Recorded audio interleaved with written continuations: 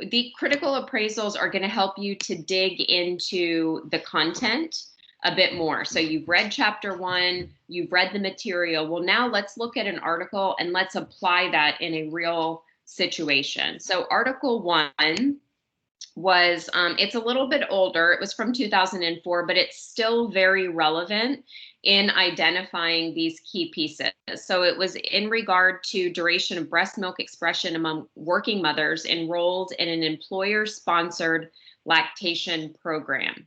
So the very first question was asking about, do the authors have the appropriate clinical and educational credentials for this research study? It's a two-part question. So in your responses, you need to address both parts.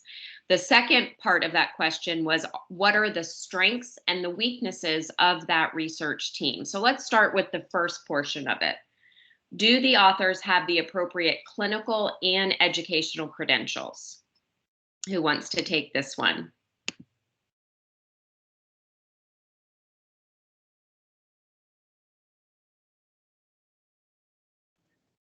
I don't think that they did. Okay, and why not?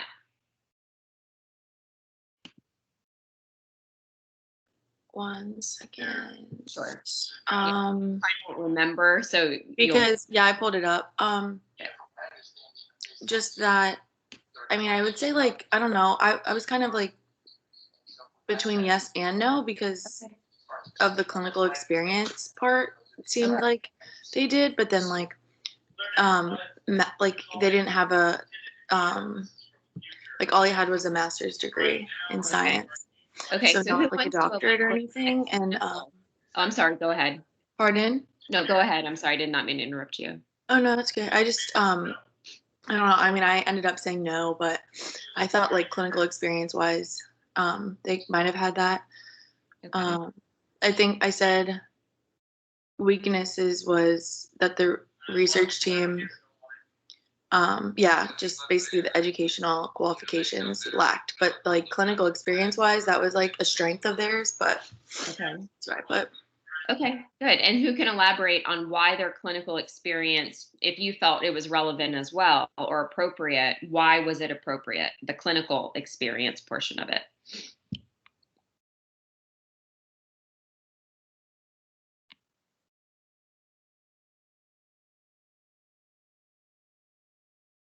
Would that be their own experience in the company that they've worked at and they've had worked with existing mothers and teaching them how to incorporate the lactating or lactation techniques and stuff?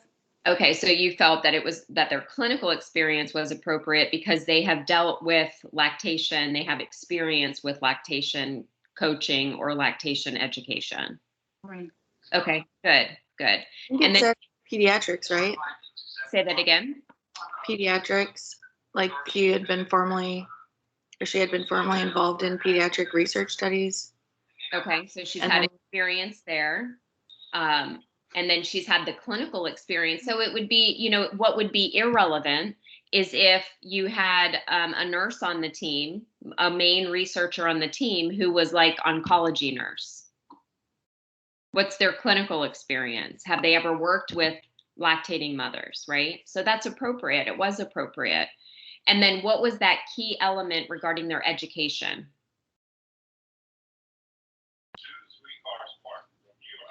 Their education lacked, right? Why?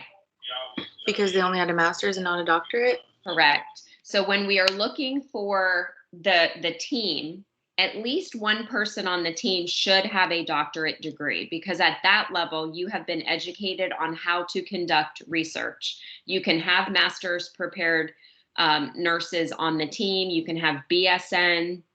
In this case, they could have had, some other specialty on the team, but somebody on the team should have that doctoral education because then they know the ins and outs of conducting research.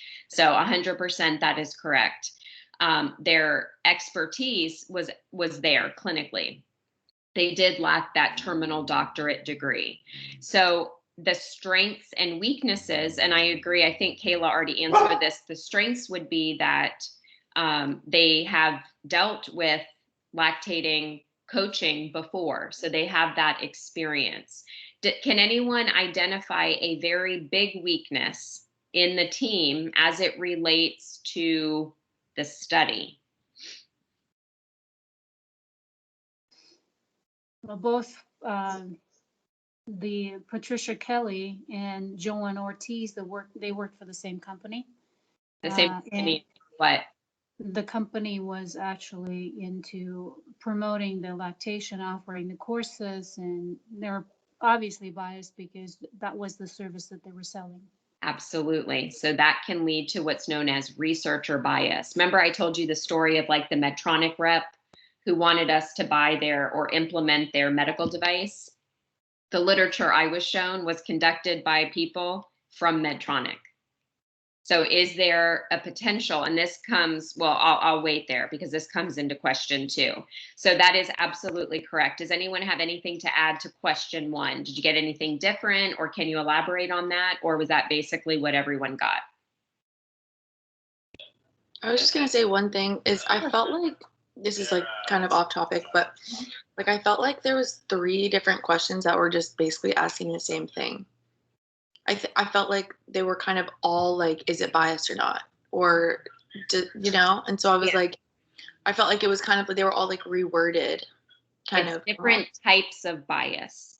Okay. So and you'll see as we go through what their actual answers are. And that's usually what students do on that first time, is because everyone's relating it to researcher bias. But it depends on what the question's asking. That first one is asking about their experience and their credentials. What does that do to a research study? That can lead to researcher bias because they were like, I don't have the article up in front of me, but they're like president or VP of the company. So let's go on to question two, and this will elaborate a little bit more on it. Is there evidence of any conflict of interest that might introduce bias into the way the study is designed or the way the results are viewed? So not necessarily researcher bias here, but we're looking at the study design. So is there anything about the way it was implemented that may have led to bias? And then do the authors have any potential to realize a financial gain from the results of the study? So who wants to take this one? I said that since 2 of the authors were like VP and president, there was potential bias there. Mm-hmm. And when I was reading it, it was like when they were doing the methods of research, they're saying how the people who were part of the study were employed by people who were contracted by that company. So they've contracted that company to do the education, right? Yeah. So that can probably lead to more bias. Yep, absolutely. And is there a potential for them to financially gain from the results of the study? I was on the fence about this one because like it did show positive results, but at the same time it was like I don't see where they can potentially financially gain. Okay. Except the contract, that's the only thing. Okay. So if they got really positive results and they disseminate that the results are super positive, what's going to come from that? And someone else can take that. More contracts. Go ahead, Melissa. You're highlighted on my screen. That's all I can see. Oma, you can go. I talk all the time. You're funny. I'd say they are potentially financially vested in this because obviously it's in their best interest to continue the program. So it's beneficial for the company too to promote that loyalty from the employees and say, okay, well, women feel strongly about us because we're the employer of the choice, because we greet the mothers and we encourage them. So then the company in return says, okay, well, let's continue this and we will bill you on a monthly basis or whatever basis that is. So they know that it's already guaranteed shoe-in business. So continued business with that particular company. And then Melissa, were you going to add something different? I was just literally going to say the same thing. And then like maybe like more companies would sign up because like, yeah, so it's totally in their best interest to Yep. keep this study going. So we did this study and we got these wonderful results. So now I'm going to present that to another company that I want to implement this consulting with. So I'm going to present how positive the results were at company A. And so now I'm trying to buy business with company B. And so company B is going to look at, oh, wow, you did have really great positive results. Yeah, I'm going to enlist your services. They own the company. So if they get more customers out of it, then they are going to reap the benefits of the cost of whatever their consulting fee is. So everyone, you're spot on for those. Anything else on that question, or is pretty much in line with that? I kind of went a different way. Okay. I went down the road of more moms coming back sooner To work. Mm-hmm. Okay. So production, you can still be there. We provide a space for you to pump, but you don't have to be off and not working. You can still work, and that benefits us. You're absolutely right, but who benefits from that? The company. The company, not the researchers. Gotcha. Yes, so it's still a benefit for the company. So they may say that the that this consulting did provide financial gains for the company because they can get people back to work sooner. But that's who's going to benefit is the company itself, not the researchers who are doing the study. So that just who's benefiting is a bit different. All right, question 3, does the journal have anything to gain by I'm sorry, I skipped one. 3, what is the evidence that this journal is peer reviewed? And then you find the homepage of the journal on the web. Does the journal have an editorial board? So 2-part question.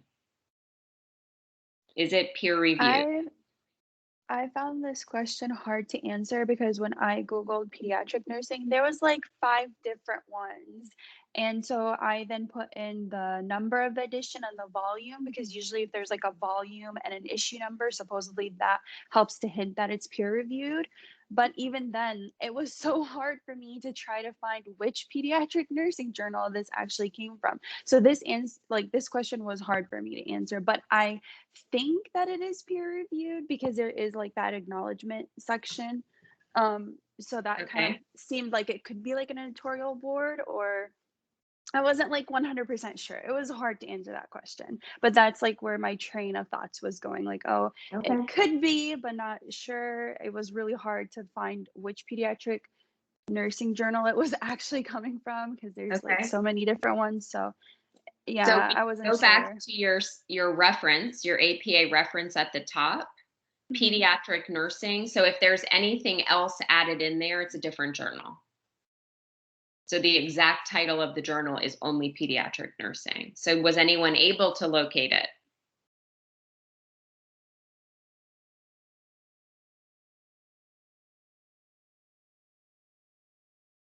Okay, so that's not the route I went. I just went like by reading, like it said the acknowledgements at the bottom, like it said at the front of the article, the authors acknowledge the appreciation for the critical review by so and so and so and so.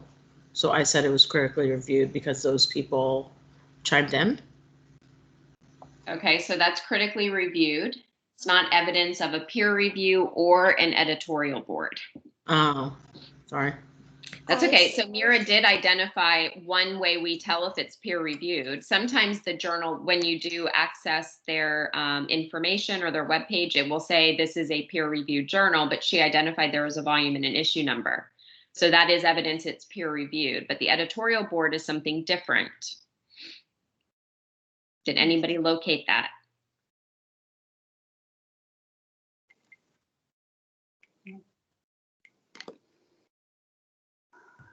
Guess not. Okay, so I want you, don't do it right now, but I want you to further investigate that journal. And when you pull up the website, if you do a little digging and you do a couple of clicks, you will find if there's an editorial board or not. All right. Does the journal have anything to gain? The journal have anything to gain by publishing positive or negative results from this study? Not the authors. So this is where a lot of students continue with the bias we talked about in question 1, and it went into question 2. It's not the researchers, because the researchers have nothing to do with the journal other than they have submitted for publication. So does pediatric nursing, the journal itself, stand to benefit whether this study has positive or negative results? I said that the journal would be staying competitive with the latest research through the other journals, but I don't know about a monetary, compensation, but they would be competitive with other journals that don't have the same publications, Okay. Yeah. So journals do want to have the latest evidence, right? That's going to make them stand out in that we publish current and the latest evidence that's available, whether they got positive or negative findings. Because then healthcare providers, nurses need to know if somebody completed a study on a topic, but maybe didn't yield the greatest results. Is it that there was some inherent errors within the study itself? Could something be changed? Is it just that further studies need to be completed because maybe the population size was too small? So we still gain knowledge from studies that necessarily don't have all of these positive results. So that's why when you're picking articles for your appraisal, you don't have to find articles that had the results they were hoping for or looking for. That's not how research works. You can have some that said, this proved to not be beneficial for patients. So that just lets us know as nurses that that's not something at this time that we should consider implementing into practice. And maybe we need to tweak something and do further research. Or maybe it's just been proven that it is not beneficial, so we're not going to make those changes. Anyone have anything else regarding the journal? The way I looked at it was a little differently. I don't know why.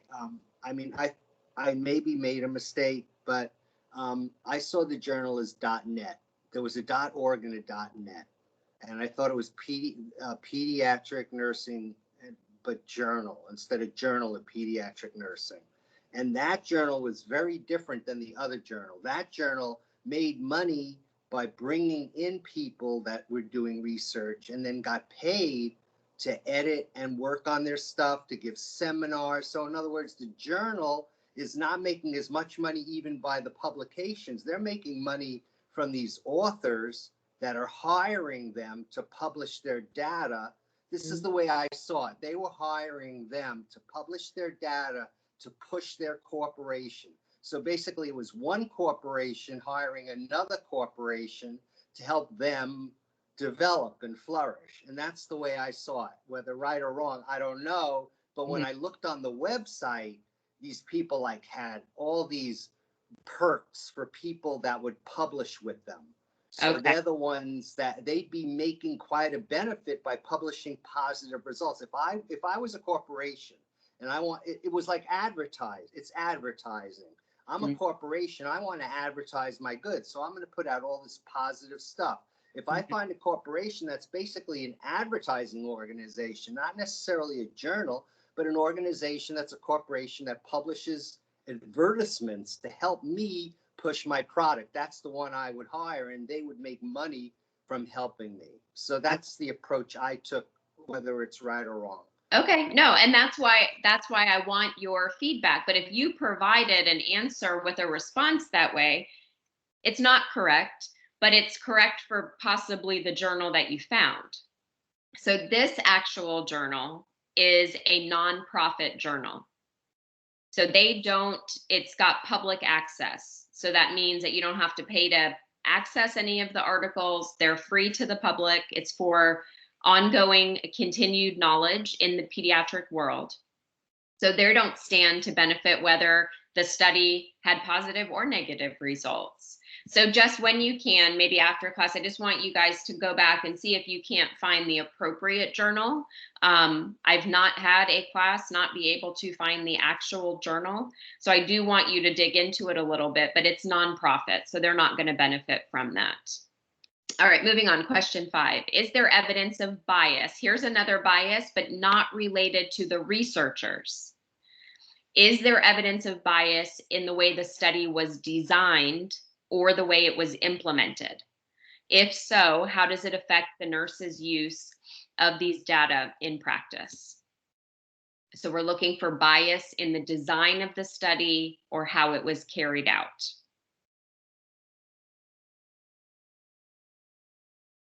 Didn't they like consider it part of like company employee benefits and then kind of like offered it to full-time employees? Full-time employees, right? So you're gathering data, or they were gathering data from full-time employees. Do most companies have employees of other status?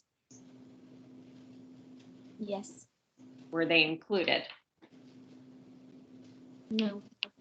So that can lead to a bias. You're absolutely right. And so that's what, so it appears that the bias question keeps coming up, but it's related to different components. So that is one, in that it was offered to employees who were full-time. So it can kind of skew results. What else about the way the study was carried out? I noticed that the article mentioned that some women had like multiple births throughout the like course of the study, and then they used like those births as like a whole new person kind of. So I thought that could kind of skew the data a little bit. Okay, so it's the same person just going through a different experience with lactating with another baby.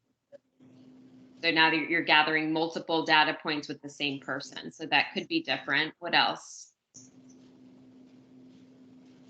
It was a retrospective study, so it was based on recollections and not direct at the same time observation. Okay. So it could be skewed that way. Yeah, that can be a downfall if the results already exist, because you're relying on how the data was collected at that point. What about they define success after 2 weeks? I thought that was too short a period to say something successful. Okay, good. So the time frame that they conducted the study. Good. What about participants? We said they had to be full-time, but was there anything else about the participants? There was 2 races that wasn't their data wasn't collected for them. I can't remember the 2 races, but it just said that there wasn't enough participants to calculate the data. Okay. Now, could that be because they're only part-time, or? Right. So you've got a population of people who they didn't obtain data from for one reason or another. It could be that they didn't meet the full-time status. Oh. And I think you have to be a salary. I believe it said salary. And I feel like salary employees are more likely to return to a company than hourly or part-time employees. Okay, good. Anyone notice anything else about the participants? Wasn't that about just the people who signed up for it? It wasn't overall throughout the organization? Right. So they had already shown an interest in the program. That would be like, I'm going to conduct studies on chocolate donuts. And I'm going to recruit people. So I'm going to have you guys fill out a survey. And the people who already document that they like donuts or they like chocolate donuts, they are the ones that are going to come into my study. Can that skew my results? Yeah. You already have an interest in chocolate donuts. So now the participants who were or that they gathered data from already showed an interest in having this type of educational program for themselves. So it's all those different components you want to look at. So when you're evaluating your study, you do want to see if there's a conflict of interest with the researchers themselves, which in this study there is, because they're the president and VP of the program. So they are wanting to collect positive results. So can it skew the way they collected the data? They can, whether they do it consciously or subconsciously, they are going to attempt to obtain positive results because obviously they want to show that their program is beneficial, because then they can present that data to other companies and get more business, even ongoing business with this company. So those are things you want to pay attention to. Were certain populations excluded? Yes, in this study they were. You had to be full-time, potentially had to be salaried. So what about people who are hourly? If you look at people who are salaried, those people tend to make a higher income than what your hourly employees make. So was there a socioeconomic population that could have been completely eliminated from the study? It's possible. Could there be different races that were eliminated? It's possible. All right. Okay, so this second part of that was how does it affect the nurse's use of data in practice? So based off of these things that you've identified in the preceding 4.5 questions, how do you feel about that data? I went along the lines of like, even though there was like bias, it did show some good results. But I mean, how it basically said in like in the short term sense is like, I'd consider it, but with like a pinch of salt, just because it is kind of biased, and the results did skew in a positive direction because of how it was designed. But it did show positive results, but at the same time, it's just like, right. You see the positive, so it's like, wow, there was benefit, but you can't negate the fact that there were blatant evidence of bias. And so that's how you have to take the data. It's just like that. And I keep using Medtronic. You guys know it probably wasn't even Medtronic, but I had to look at their data. It looked great. Looked at all these positive patient outcomes. I could not take that as 100% positive outcomes because of the fact there was evidence of bias in the way the study was conducted.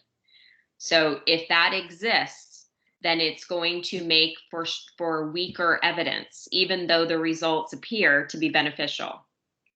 So that kind of ties into the last question, which was appraise the level of evidence. And remember, we use the Johns Hopkins level of evidence. We do not use the levels that your book discusses. So you have to pull up the Johns Hopkins level. So appraise the level, and then the strength of the recommendation for practice provided by the results. So what level of evidence was this study? And I got to pull it up because I can't remember what this study was. Does anyone want to take a stab at that? We put level 3 because it wasn't experimental. Do you have the article up? I'm looking for it. If you can read to me what the study was. I don't. Okay. If anyone has it, can you? I'm trying to find it, but when I'm looking for something, it never happens. Oh, breastfeeding. And so you gave it a level? I gave it a level 3 because it wasn't experimental. Okay. And it was retrospective. Okay. And I believe that that is correct. I can't find it right now. I'm pretty sure it is a level 3. So that's absolutely correct. So your level 1 is experimental. It's randomized control trials. That's that highest level of evidence. What makes a level 2? What's the difference?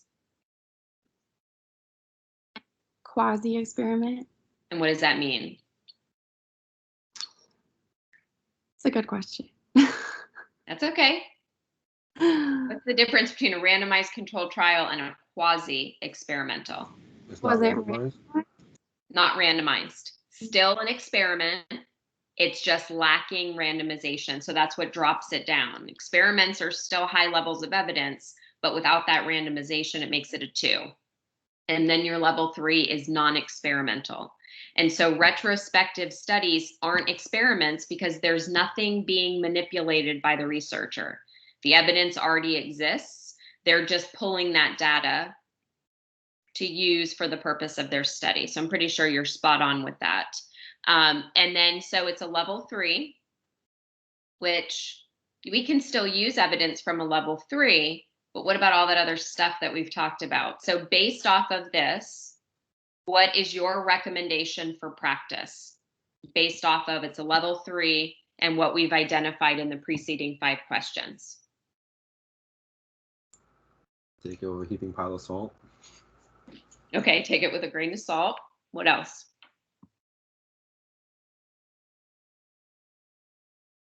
But there was positive results.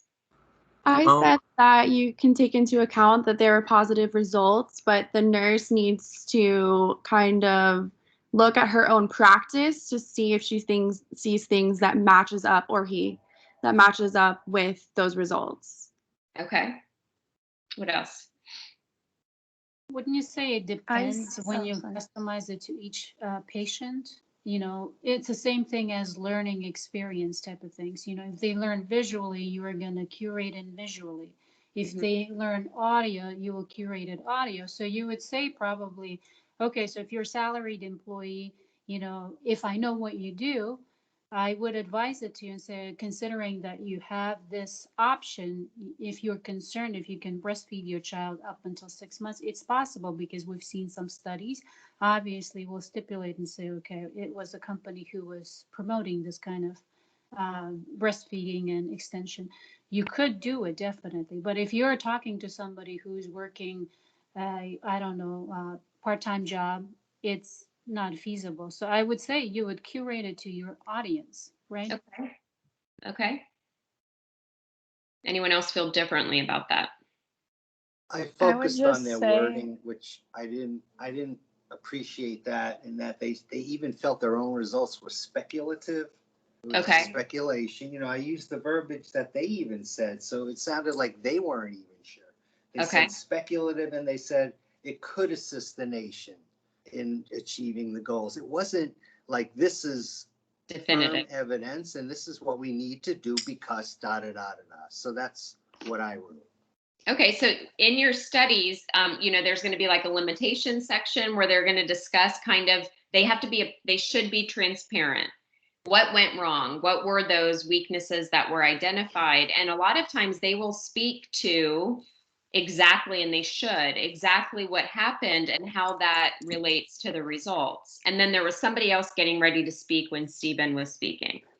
Yeah, I was just going to say that I basically said that the nurse should conduct further research on the topic because this isn't 100% since it's like biased and skewed. So, like, take it like Kendrick said with a grain of salt, but then on top of that, also do further research to be like, okay, so like, did other people get these results? Because then if they did, then this is something I would, you know, promote more or, you know, Right. educate more on. Right. And so I appreciate Kendrick's response in that I see this study for what it is, and I'm going to take it with a grain of salt, but we don't just want to be like, okay, I'm going to take it with a grain of salt and move on. What are we going to do with that? So yes, it yielded some positive results, but you cannot forget all the evidence of bias that existed in that study. So overall, that study provides weak evidence. So even though, yes, it on paper looked as though the results were positive, based off of the blatant bias that existed, we cannot take the results of that and implement it into practice. So if you look at it in just very layman terms, you can take it with a grain of salt, but what do we do with that? Because it wasn't bad findings. So further research should be conducted on this topic, but all those areas that were identified as being weak or biased need to be adjusted, and then let's see what the outcome of it is. Let's include all the different positions, not just full-time or salaried, because that can be eliminating a large portion of participants. Let's not only include people who already reached out and showed an interest in the program, because that already would be me only including people who like the chocolate donuts. So it's weak evidence, even though it looks like, oh yeah, it's not bad, we can maybe implement this, we can't. All right, any other questions on that? So for that one, I kind of like took a different route and just focused on like the timeline with it. Okay. So I said like it shouldn't be implemented, just based like as of today, just based on like it being 17 years old. But Okay. also I like mentioned that the study ended in 1999, but like nothing was published for 5 years. Okay. So I know in like the chapter it said something about like it weakens if there's like a large break in time between it. Yes, absolutely. And you're right in that we look for evidence most recent within the last 5 years for making a practice change today. So you're right in that aspect. I think what the question was more asking, because it is a dated piece of literature, taking the literature just for what it is with your different evidences of bias and then the results that were obtained, what would you do with that data in practice today? And we wouldn't implement it.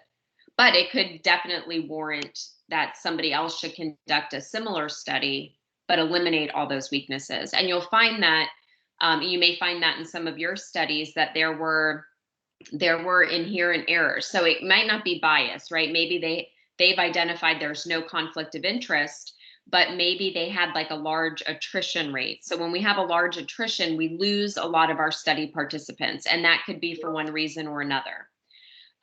So if that happened, then we're not getting the results that we're looking for. So we have to then take that study and try to duplicate it, but address whatever issues that we identified in the first round. So look for that in your studies. Look for any evidence of researcher bias, design bias, who was excluded, the way the sample population was chosen. Did that have a potential to skew the results? And that's what you're picking apart in your studies. I don't want you to just tell me what they did. I want you to look at the pieces. Did they exclude a large portion of patients? You know, there are some studies that have like a questionnaire, and so you have to be literate to complete the study. Well, what about all of the people out in our community who are illiterate? So we just don't gather data from them. So something like that happens, that's a weakness in that we've eliminated an entire population. All right, so hopefully you find these helpful in just digging into the information. I will attempt to get that graded just as soon as I can. So go ahead. I think I found the journal. Like Okay. I did like 3 searches on Google and stuff, but it all led me to like the Pediatric Nursing, a Genetti Publication Incorporate Journal. I sent the link on the chat. Okay. Like it does have an editorial board. And it speaks to having an editorial board? Yeah.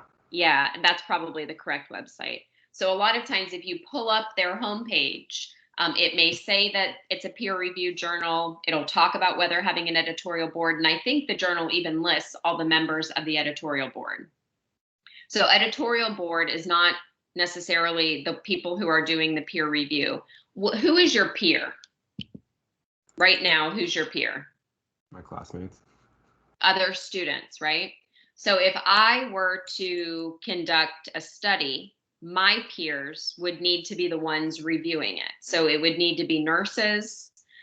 They will probably need to have a terminal degree, and they need to have the experience of which my study is conducted around. So whether that be in teaching, whether it be in ambulatory surgery, those are my peers. And so people with that same level of experience are the ones that are going to review the study. Because otherwise, if let's say I'm going to peer review something and it's a study on oncology, I've never worked in oncology, so I'm not necessarily going to be able to determine whether that study is a quality study because I have no experience there. So your peers are who's reviewing it.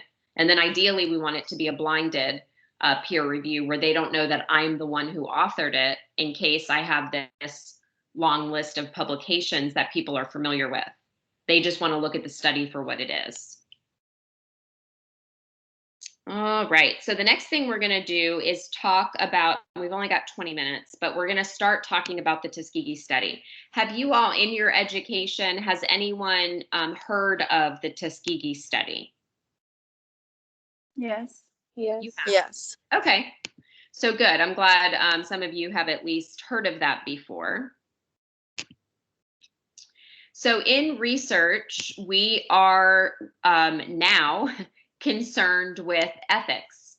and legal considerations, but that wasn't always the case. So I'm gonna, I think this video is pretty quick. So this is actually a crash course video. And I think it comes from their like statistics series, but they talk about ethics in research. And this goes with any type of research, whether it's nursing research, medicine, there have to be ethical guidelines. And that wasn't the case, as the ones who are familiar with the Tuskegee study know. So we're going to watch this brief video that gives you just an overview of ethical considerations, and then we'll check our time. And then I've got a very short video on, it just gives you a synopsis of what happened in the Tuskegee study. You also have a document probably listed under last week's module. It's a paper that goes through what the Tuskegee study involved. So first, let's look at this one, and then we'll recheck our time, and we'll pick it up when Jyoti finishes later.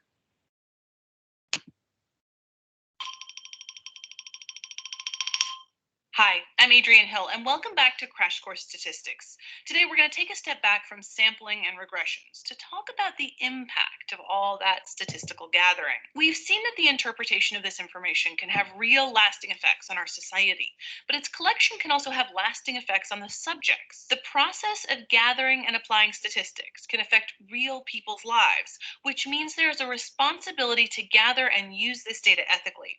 Today, we're going to discuss 5 stories. 4 of them are real, and all of them can help us learn where collecting data can go wrong and how we can help prevent these things from happening again.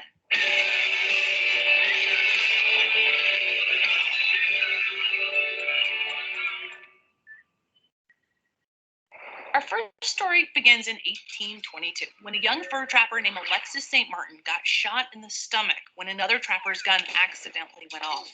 The wound was serious, but a local army doctor, William Beaumont, was able to stabilize St. Martin through a series of presumably painful anesthetic-free surgeries. But Dr. Beaumont couldn't close the wound, which left a small hole called a gastric fistula that allowed access to the stomach.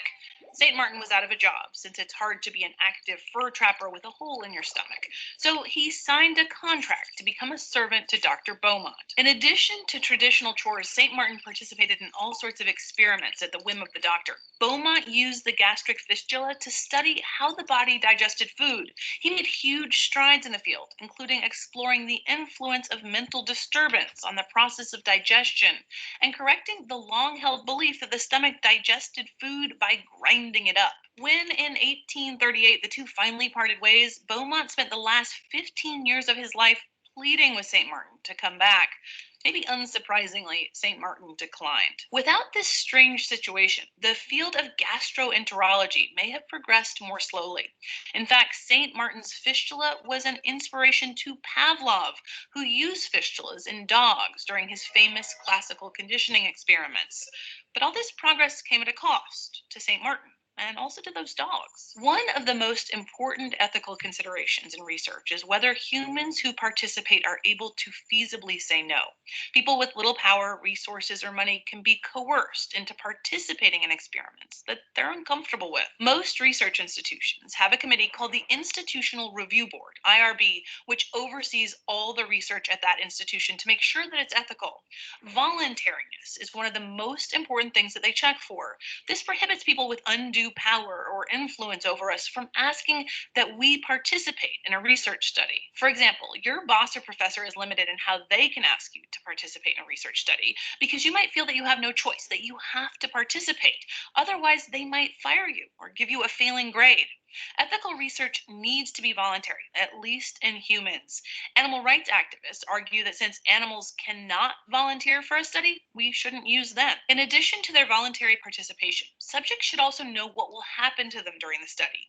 This was not the case in 1932, when the Tuskegee Institute began a 40-year-long study on over 600 Black men. Under the guise of free medical care, the men were secretly enrolled in a study to observe the long-term progression of syphilis. Over 300 of the men enrolled had the disease, but researchers failed to treat them with anything but fake or innocuous medicines like aspirin, even after it became clear that penicillin was a highly effective treatment for the disease. Late-stage symptoms of syphilis include serious neurological and cardiovascular problems, yet the Institute allowed the study to go on. Some wives and kids also contracted syphilis. In 1972, public outrage caused the study to close down when news of unethical conditions was leaked to the media. In 1951, at the same time the Tuskegee study was running, a poor tobacco farmer named Henrietta Lacks went to Johns Hopkins Hospital in Maryland and had cells from a tumor collected without her knowledge or consent. These cells were used to grow a new cell line called the HeLa line, which scientists used to do in vitro experiments. The cell's ability to thrive and multiply outside her body made the cell line useful to researchers. It's still used today for medical research, lending itself to cancer and AIDS research, as well as immunology studies, like the one that led Jonas Salk to discover the polio vaccine. And in 1955, HeLa cells were the first human cells to be successfully cloned. Over time, the cell line and the discoveries it facilitated became extremely lucrative for researchers. But Lacks and her family didn't receive any financial benefit. These studies emphasize the need for informed consent. Subjects have the right to not only receive all the facts relevant to their decision to participate, they have the right to understand them. Many institutions require that information must be presented clearly and in a way that's appropriate for the subject's comprehension level. Even children whose parents are legally allowed to consent for them must get an age-appropriate explanation what will happen in the study. This is incredibly important because it respects the dignity and autonomy of the subject, allowing them to stop research procedures at any time.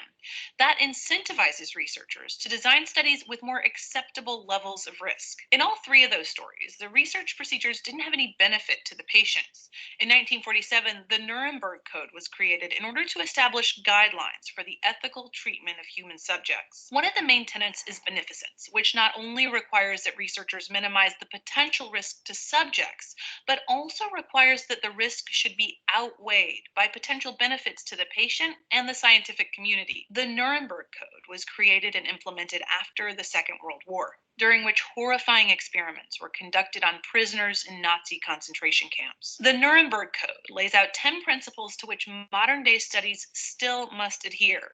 These 10 principles stand as the basis for much of current research ethics and include things like voluntariness, informed consents, and beneficence. But as we settle into the age of technology, the application of these ethical principles can become more cloudy. Our last story here isn't real, but it illustrates the complexities of research ethics in the digital age. In the 7th season of the hit show Parks and Recreation, a giant internet corporation comes to the small town of Pawnee, Indiana, to offer free Wi-Fi to the entire city.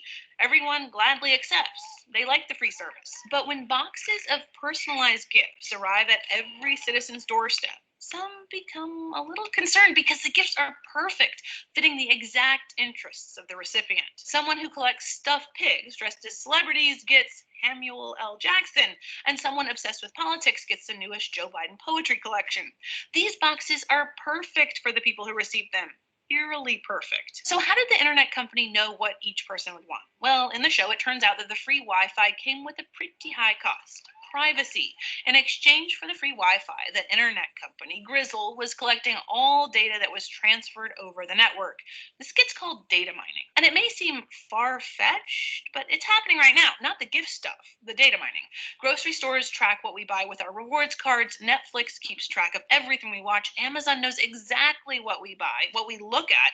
And those terms of service agreements we click on without reading them when we download an app or sign up for a social media account, they often include some kind of stipulation.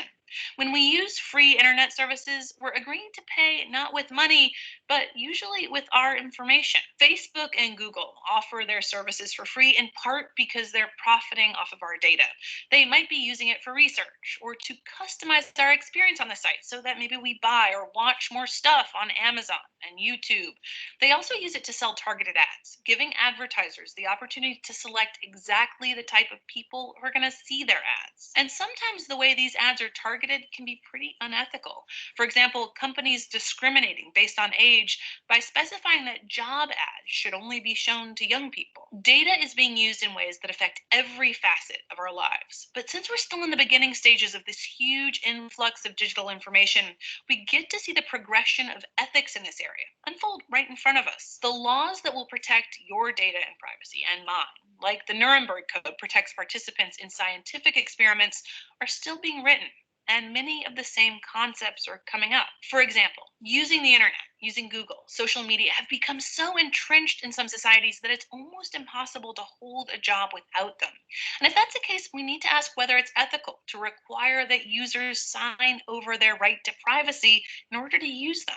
Or like in most clinical studies, does that border on coercion? We also need to ask whether companies that use or sell our information be held to the standard of informed consent, which requires agreements to be in language that's simple enough for the user to understand what they're agreeing to, even if they don't have a law degree. Or on the other hand, whether companies should be exempt from this requirement if they only use the data internally. It's possible to draw parallels between data mining and the stories we talked about at the beginning of the episode, though admittedly, it's not quite as harrowing. Like Alexis St. Martin may have felt pressure to stay with Dr. Beaumont because he couldn't work as a fur trapper anymore. It can be argued, to a much lesser degree, that we use sites like Google or Twitter because we feel there's no other option as we try to remain informed in our hyper-connected world. And we might not be getting all the information we need to consent in an understandable way, similar to how Henrietta Lacks was not informed why her cells were being taken or what they'd be used for. These situations are obviously not exactly the same. And we, as a society, need to decide how to apply the principles of research ethics in these new digital spaces. As we move forward and gain the ability to do things like sequence an entire genome in days rather than years, we open the door for amazing advances in personalized medicine that could save millions of lives. But we also open the door for abuse of this sensitive information. The conversation about how to handle these types of situations is still going on. We're the ones who will decide what is said, and we're going to be the subject of those decisions. Thanks for watching. I'll see you next time. Crash. Kind of gets you thinking, doesn't it? I'm sure the majority of students in the class have some form of social media, and some of us have had verbal conversations, not even on the phone. And then the next time you open up your social media app, what do you see? Does that happen to anybody? Yes, it like reads your mind. All And the like, time. sometimes I won't even search it and I literally will just be thinking it and I swear it can read my mind. So, it used to be very much like if you did search it, right? Like if you opened Safari on your iPhone and did a search and then Facebook gives you an ad. But people find now that sometimes it's verbal, like they're in their home, not, the phone appears to be just dormant and having a conversation. And then the next thing you know, you get this ad for something that you've never looked for.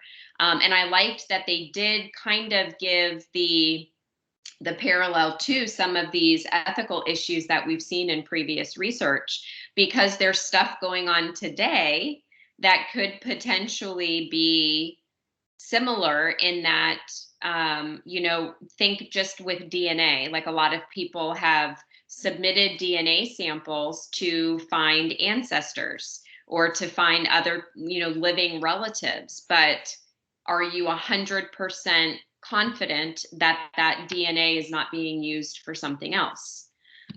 We don't know.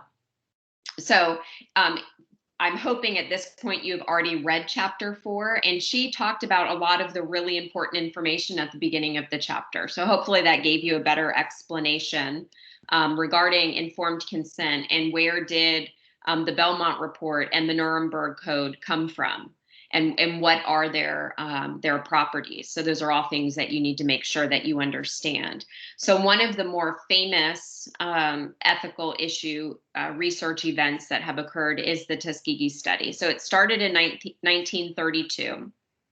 And this was before they had a cure for syphilis. And so what these researchers wanted to study was how it affected the Black men who were untreated with syphilis versus how it affected people who had had syphilis who were white, because they already had that data, because there wasn't a cure for it.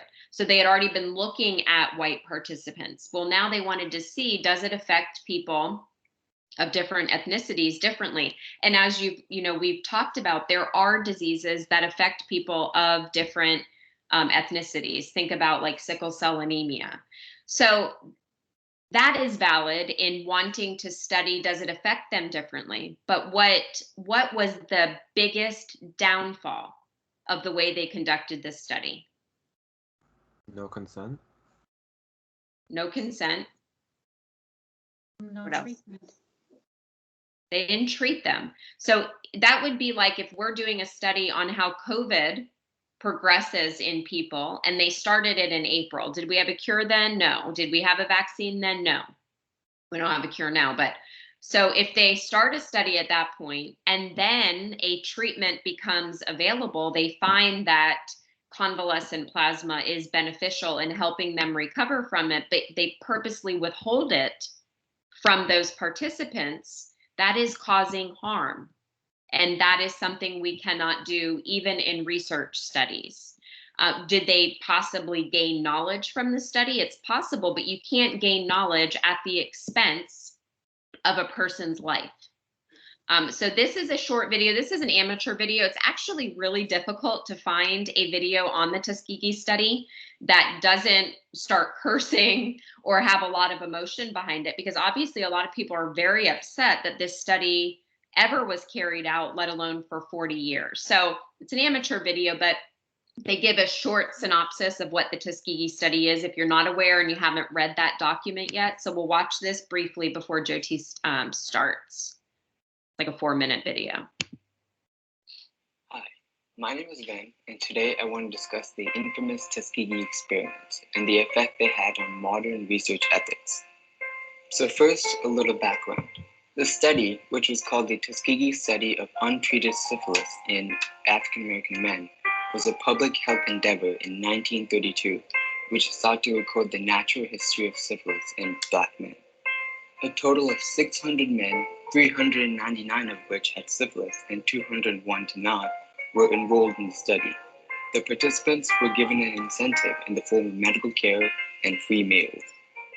The researchers told these men that they were participating in the study to be treated for bad blood, which was a local term used to describe several conditions and illnesses, including syphilis. The study lasted for 40 years, and when it first began, there were no proven treatments for syphilis. At least that was the case until penicillin became the standard treatment in 1947. In modern times, if a drug or treatment has been proven to make a difference, researchers are required to stop the study prematurely and give the treatment to the control group. However, such measures were not yet put into place, and this treatment was actually withheld from all subjects. The subjects were never offered the treatment and were not told the truth. This meant that some of the subjects who had syphilis died and or spread it to their spouses, who then gave it to their children through pregnancy or at birth. This all happened even though there was a very simple treatment that could have saved or helped all of them.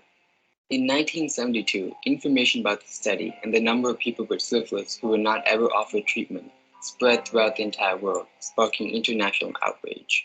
A panel of people from various fields was put together, and it determined that while the patients participated in the study freely, they did not know the true intentions or even the true name of the study.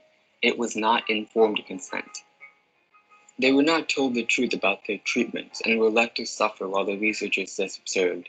The study was then shut down, and subjects were compensated with free medical and burial services. The spouses and children were also given those benefits. This study had a major impact on the ethical standards we conform to today when conducting research. The process of informed consent was stressed and became a mandated part of any study involving humans. This also led to the 1979 Belmont Report, which summarizes ethical guidelines for research involving human subjects. It also led to the establishment of the Office for Human Research Protections. The federal government also created new policies and rules when it came to research, most noticeably regulations requiring institution review boards, known as IRBs. These boards review the protocols for a study to make certain they are following ethical guidelines. Overall, this incredibly unethical experiment led to many rules and regulations, especially for studies involving human subjects. It truly stressed the importance of informed consent and completely changed our ethical standards. My question is this: studies like these destroyed people's trust in researchers and even in public health. Why is the trust of the general public important for scientists and researchers? All right, so that gives you a review if you weren't familiar with the basis of that. So it's 10:02. If you guys want to take like 5 minutes, get up, go to the bathroom, and then we will pick back up at 10:07. And we're going to switch gears. We're going to talk about APA, and then we're going to pick this back up right after. Dr. Wheeling. Yeah. Really quick.